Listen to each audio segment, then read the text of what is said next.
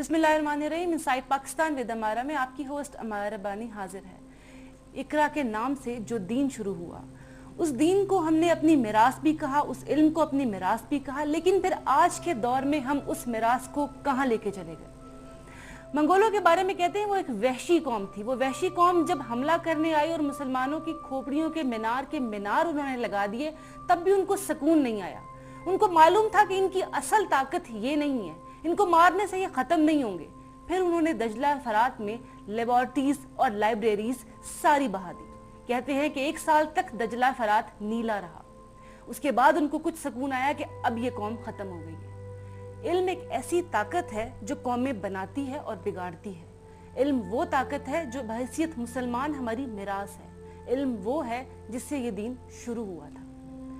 आज इस इल्म को हम कहाँ लेके चले गए हैं और आज इस इल्म को हम कितनी अहमियत देते हैं, इसके बारे में नजर सानी की हर फोरम पे जरूरत है।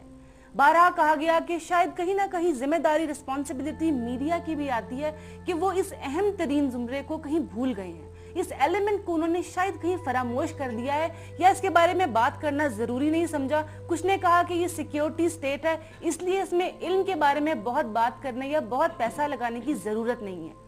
उन्हें कोई समझाए कि सिक्योरिटी भी बिना इल्म वालों के नहीं बन सकती। सिक्योरिटी की स्ट्रेटजीज के लिए भी आपको बहुत सा पढ़ना पड़ता है।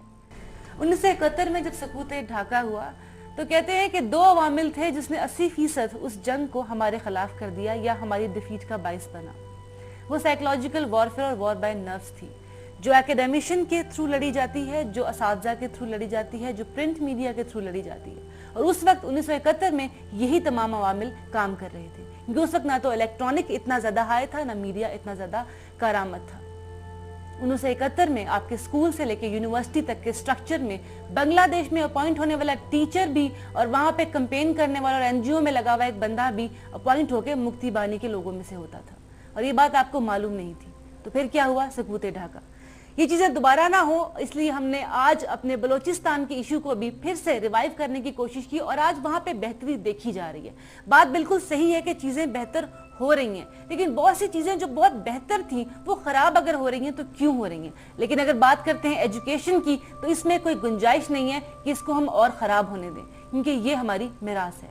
इनसाइड पाकिस्तान विद अमारा में आज के लिए इतना ही। अपनी होस्ट अमारा रब्बानी को इजाजत दीजिए। खुदा हाफिज।